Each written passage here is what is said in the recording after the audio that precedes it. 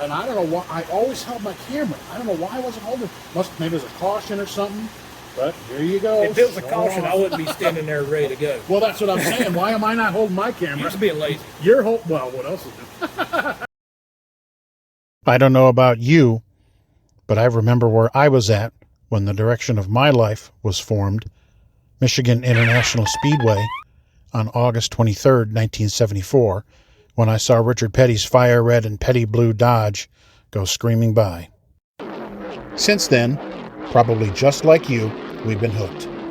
From our first media gig at the tender age of 15 in 1983 with Grand National Scene, to printing our own Supercars Today magazine in the 1990s, hence our name. Nothing against our open wheel friends, but if it has fenders, our nosy nature wants to find out the who, the why, and the how. We don't necessarily interview these people, we have conversations. So please subscribe to our channel and hit that bell to be notified of new content every Tuesday at noon. Thanks for watching, and please like, comment on, and share these videos. Today on the program,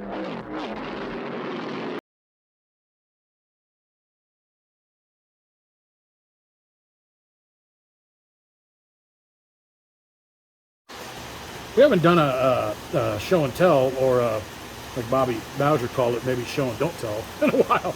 But this is a deal where I kind of think it's appropriate because, you know, the first picture I'm gonna show folks is, I mean, this is like a who's who of photographers here, and I'll superimpose it on the screen there.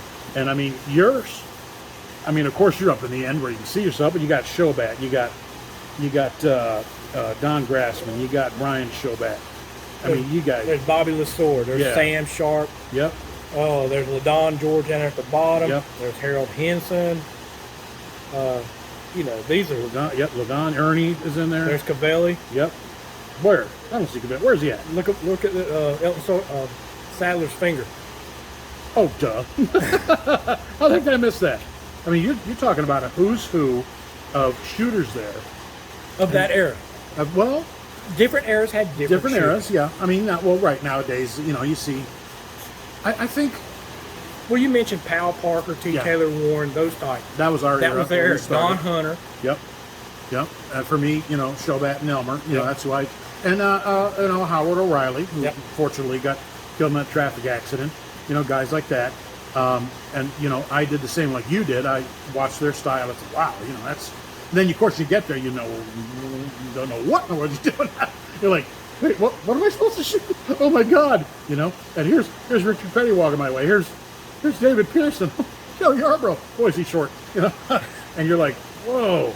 I'm looking at legends here, at not just racers, but you know. And you're talking Wood Brothers. You're talking, you know, AJ Foyt. You know, come run Cup, and you know, Junior Johnson. You know, my gosh. But like I say, these shooters we're talking about, I mean, they've documented the history of our sport, and so have you know. So, and now you got some of their history, like you say, and the BRH. Yes. I keep saying that wrong. BRH Archives. .org? No, .com. .com, okay. BRHRacingArchives.com. And it is on Twitter at? BRH Racing Archives. Gotcha. And Facebook. Gotcha. So, the next one. Now, you're in this shot, right? You're one of the two scene shooters here, right? I'm the one in the scene. That's Jeff Robinson in the Illustrator. Well, figures where you are, he is. Well, he was before me. Describe I still shoot stuff today, and I see something. Sometimes you can see it developing. Sometimes it's like split second. Describe that, like that rush you get when you see something like this happening. You're like, my God, you know, it's happening right in front of me. It's two different things. First of all, anywhere I used to shoot, I was looking for something to start before it got to me. If it starts at you, it carries away past you. Then you're shooting it from behind and it's useless. So I always tried to position myself past where I thought it would start. In this case, this is off turn 2 at Talladega. But he's facing you, kind of. The numbers are facing you, even though he's past you. Yeah. But back in that era, and it's different now. The Talladega, where your crashes start, has changed from the 90s to now. Back then, you'd get a car coming up off of turn 2 that would push up and clip the car on the outside and turn them, which is what happened here. Now, the cars stick to the track so well, you don't usually have anybody pushing up off the corner they wreck each other on the straightaway. So coming off turn 2 is not a good spot anymore at Talladega. Halfway down the straightaway is. But it's such a hard thing to shoot level. It's hard. Unless You're not supposed to be back there. Well, oh, is that right? Okay. That's right. I've never shot back in these turns here. Never. Well, see, nobody wanted to go back there because you had to walk back there. Talladega's 2.6 miles. Well, don't forget, I was doing ARCA. Who's shooting ARCA? Me. Yeah. Well, and you sometimes, Yeah. you know. But, I mean, who's doing it? So I kind of need to snap pit road. And you're right, it's a long way back. I liked that you told me once, you go, like, for example, at like a North Wilkesboro, you take a package of pictures, just whatever, straight on shot or whatever, and just offer them, hey, who's your favorite driver? Hey, come on up, stand on my camper, Yep.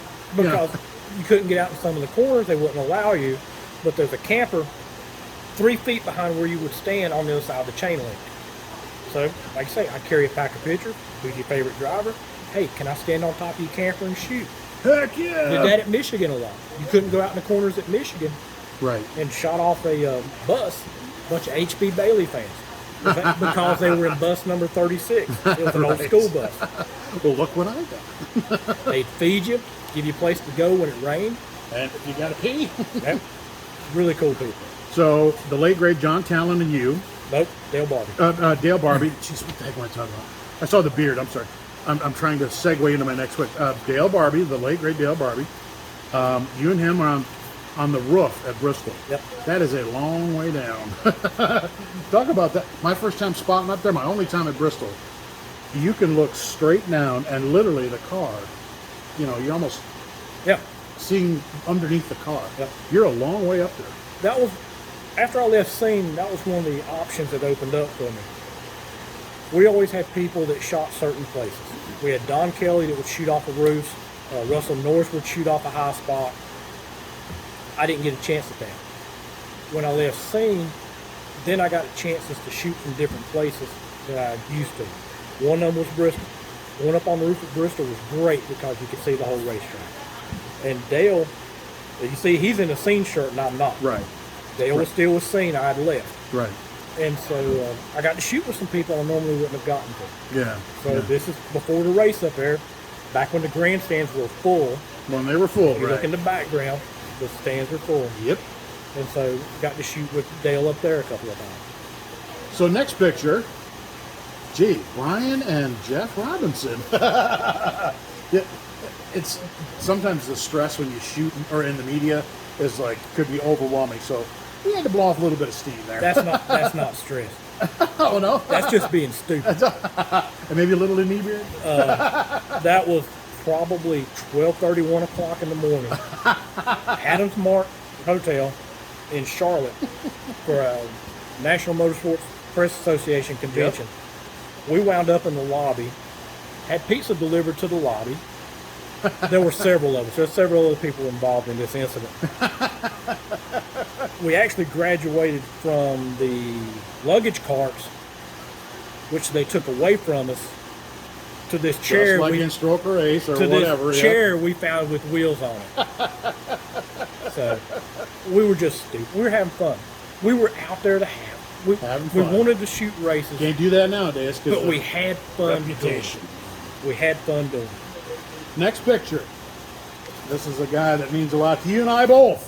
Mr. Horn. You out there listening to Mr. Horn? I'm going to tag you in this. I'm actually quite proud. You came to me and asked if Mike could shoot, and I got that all the time. I'm like, oh, God, whatever. It's free. I developed that film. I'm like, well, this guy's pretty good. I'd like to use him again. And for what he's gone on to do now, he's become a real good shooter, I think.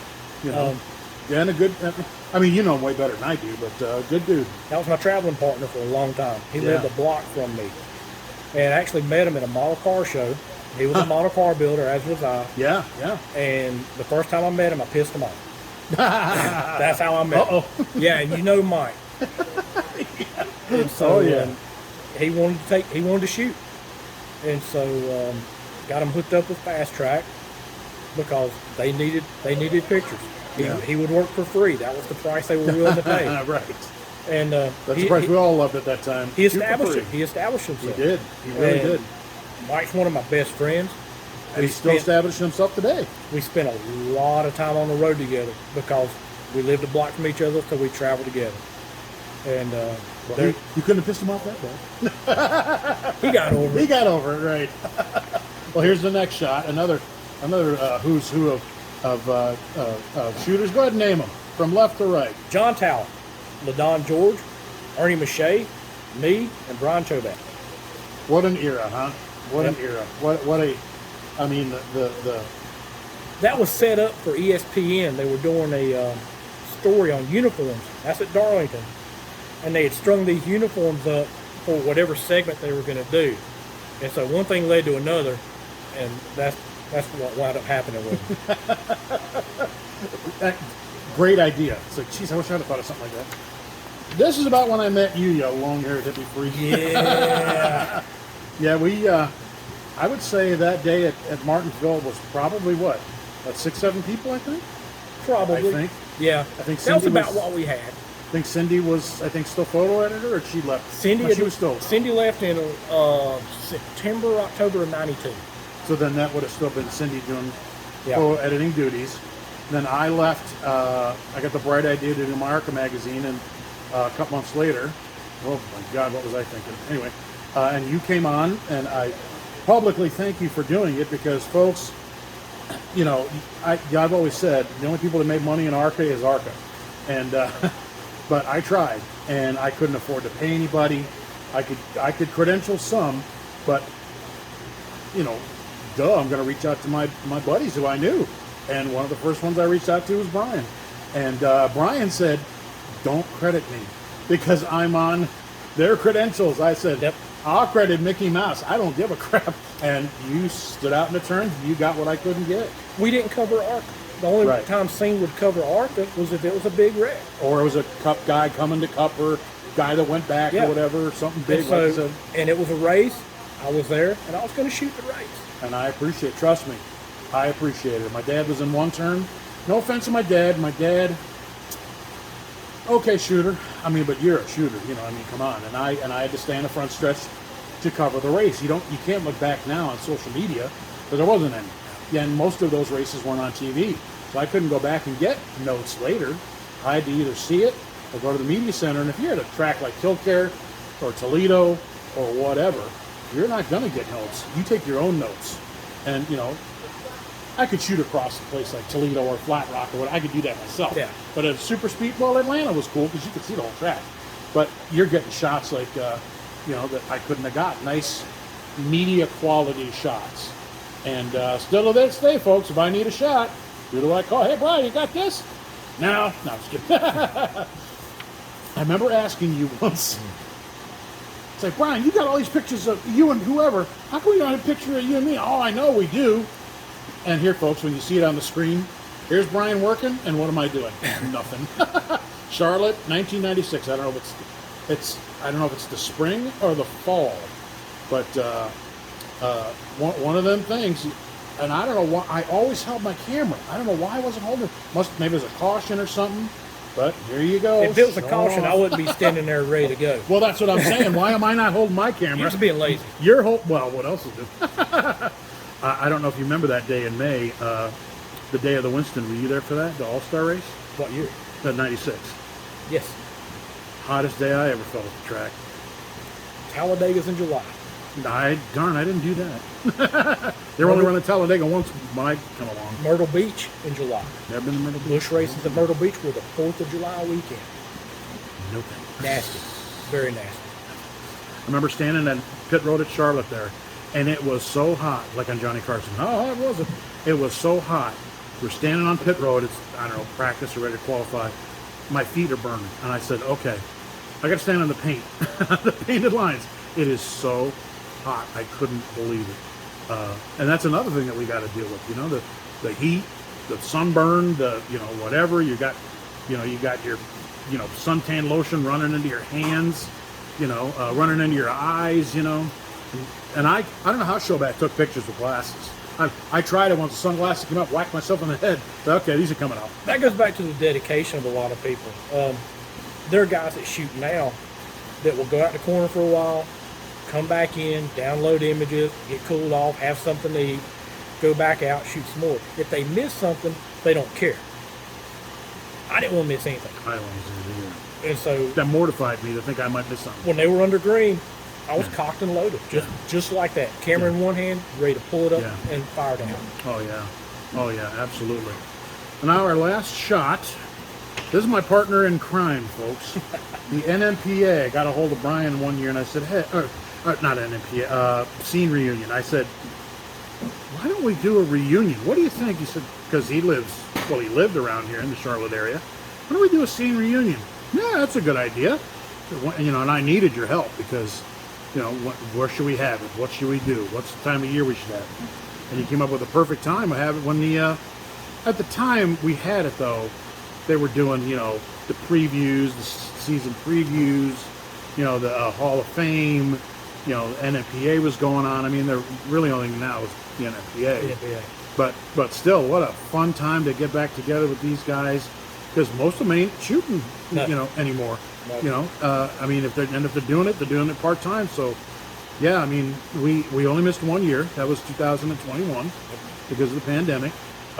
Just such a fun time getting together. And you and I have made them all, and so's Jim Fluharty, and that's it. Is that really all? Yeah, that's it. If I look back through the pictures, just the three of us, and what a fun time! It's a blast to get back together, and it winds up like it was here at this table a little bit ago. A lot of stories being told. A lot of stories. A lot of stuff that got forgotten gets brought back up again. But you know, a lot of these guys in this picture are the ones that really helped me out. Another who's who. Jerry Hayslip's in there. Jerry was one of the first ones to accept me, and I'll never forget him for it. Never. John Talent's in there. John took me under his wing. Elmer's in there. Elmer helped me out. And then there's some others in there that came along later. Gil Haywood there in the back, the tallest one. His son, Charlie, is getting involved in the sport now. Yeah. And I hope he can get established in what he wants to do. Don Winchester over there in the corner. NB Arnold. NB was in it before we were. Yeah. NB was shooting. He shot for scene. Then he became a PR rep. He worked for Earnhardt over at RCR in Goodwrench. And he still works today at Charlotte Motor Speedway. Right? Yeah. Yep. The neat part about this, sorry to interrupt you, That's fine. is that I left in 91. Yep. I was there from 83 to 91. So a lot of these people I really didn't know. So it was cool to get to know. I mean, you know, like NB and I are always back and forth on Facebook commenting and messaging. And Don Winchester, good dude. Steve Wade, he still is that sense of humor as much as ever. Hall of Famer. Jerry Hayslip. You know, Jim, I see Jim all the time now. Bob Dudley in the back. Bob Dudley. Bob was shooting before us. Bob, right, on the roof. It's like, my God. Bob was there before me and you. And then Dawn came along. She was one of the first women to shoot for us. Yes. For scene. There were other women involved in the sport. Yep. But we had Cindy. What a sweetie. And then we had Dawn. And then Elmer here. Like I say, Elmer helped me a lot as well. Fluharty over there on the left, who's still shooting. He became editor. He's an icon myself. Editor for Illustrated. Yeah. Super nice guy. All of them. And as far as I'm concerned, that's going to keep going. You better help me with the rest of these. I'm in it till I'm done. Yeah. Till I'm gone. So we're holding our. Speaking of that, we're here in southwestern North Carolina celebrating Bryan's 6-0 birthday. That's why you see the orange cone over there in the corner. Everybody's going, what's that orange thing next to this dealer? We come down here to celebrate I would say you were one of the guys that helped, one of the major guys that helped catalog stock car history. I'm one of the big guys. Their stuff stands on its own. The Powell Parker archive, Don Hunter's archive, David Chobat's archive. But all of us little guys, all of us weekend warrior guys, stuff's in closets, stuff's in boxes, stuff that's going to get thrown away. And that's in the pit of my stomach. Oh my God, the feeling of that getting chucked. And that's why I've tried to reach out to some of these people. Right. And Bill Niven was the first one. Bill Niven shot at Charlotte for a long time. Bill was shooting in 73. Shot for AP. I had no clue he was that old. Shot for AP. Wow. He shot for the Speedway. Great shooter. Was a truck driver for a time. Yeah, so was Howard O'Reilly. Yep. Wow. And so Bill had retired. His stuff was just sitting there. I used to go see Bill at home on the way back from Darlington, and we got talking one day, and he dug all his stuff up. Wow. And I took it home. Another gentleman we're forgetting is Russ Hamilton. Yep. You know, and Russ, Joanne. since passed. Oh, there's a lot of names Yeah. out there that have just everybody put in their time, and they put in their time because they enjoyed it. And we worked together. They didn't do it to make money. That came along Wasn't later. cutthroat. Nope. Nowadays it can be cutthroat. Well, it's still, some of the people Well, that were some of most of them today. Some of them that the commercial then. people in the day were Oh. cutthroat because that was money Early out of their '80s, no. pocket. Us media Getting guys, into the late '80s, early '90s, it was just starting to change. us media guys, we weren't. It didn't matter if what we shot to make money. Right. The commercial guys, that's what they did for a living. Yeah. So they got pretty nasty. You know Yeah. that. Oh yeah. But us on the media side, we all got along fine. The Yeah. only thing, just don't step in front of me. Like the guys when they're kneeling in Victory Lane, all of a sudden they stand up. Stand It's up. like, I'm going to kill you. But it's a totally different game now. Like you said, the access is, you get the rubber glove now. The older you get, you're just like, you go up and down these roads. You're just like, do I really want to do it? But when you're there, it's fun, And It's okay, I somebody like for it. me. It's somebody else's time. I had my time.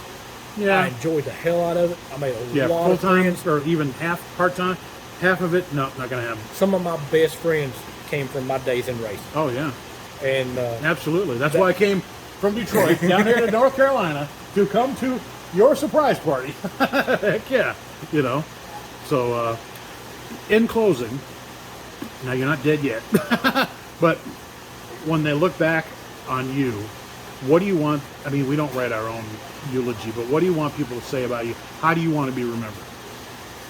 that I was a good guy. That I've tried. That I appreciated what people did for me, and that I have tried to do that for other people coming along.